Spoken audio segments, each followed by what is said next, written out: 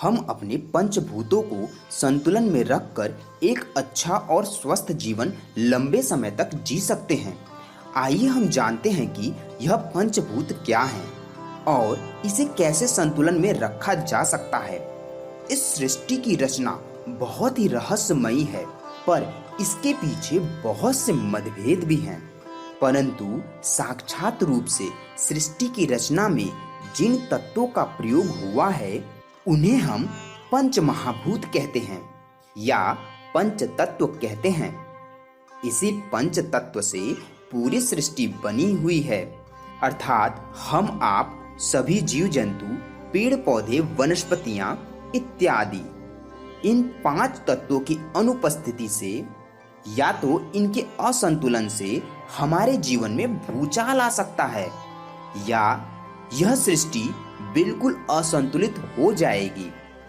और यह पंच तत्व हैं आकाश, वायु, अग्नि, जल और पृथ्वी।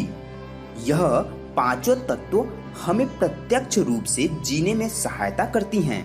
जैसा कि हमने आपको बताया कि इन पांचों तत्वों में से किसी एक में भी असंतुलन हुआ तो हमारा जीवन असंतुलित हो जाएगा।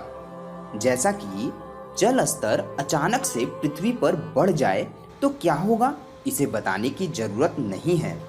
या अचानक से जल की कमी हो जाए तो क्या होगा, अचानक से गर्मी बढ़ जाए या वायु बहना बंद हो जाए या बहुत तीव्रता से वायु बहने लगे, यह सभी चीज आप प्रत्यक्ष रूप से जानते हैं।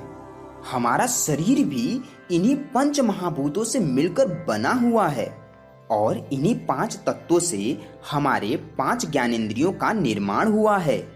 हमारे पांच ज्ञानेंद्रियां आंख, कान, नाक, जीभ, त्वचा। आइए इसे अच्छे से समझते हैं। पहला, आकाश तत्व। आकाश से आप क्या समझते हैं? आकाश जो हमें दिख रहा है सिर्फ वही आकाश नहीं है, बल्कि आकाश अनंत है, अर्थात आकाश की कोई भी सीमा नहीं है। यह तो सभी जानते होंगे। पृथ्वी के साथ साथ संपूर्ण ब्रह्मांड इसके अधीन है, या यूं कहें कि इसके संरक्षण में है। आप सभी को पता है इस आकाश में एक शब्द का उच्चारण हर समय गूंजता रहता है। इस गूंज को लेकर बहुत ढेर सारे मतभेद हैं। वास्तुशास्त्र में आकाश शब्द का अर्थ है रिक्त स्थान, अर्थात खाली स्थान। और किसी भी खाली स्थान पर एक गूंज हमेशा गूंजती रहती है, जिस गूंज को जानने के लिए लोग लगातार प्रयत्न करते आ रहे हैं। कुछ लोग कहते हैं कि यह गूंज किसी दूसरे ग्रह से आ रहा है, तो कुछ लोग कहते हैं यह गूंज सर्वव्यापी ओम का है, जो हर जगह गूंजता रहता है। दोस्तों, आपका क्या मत है?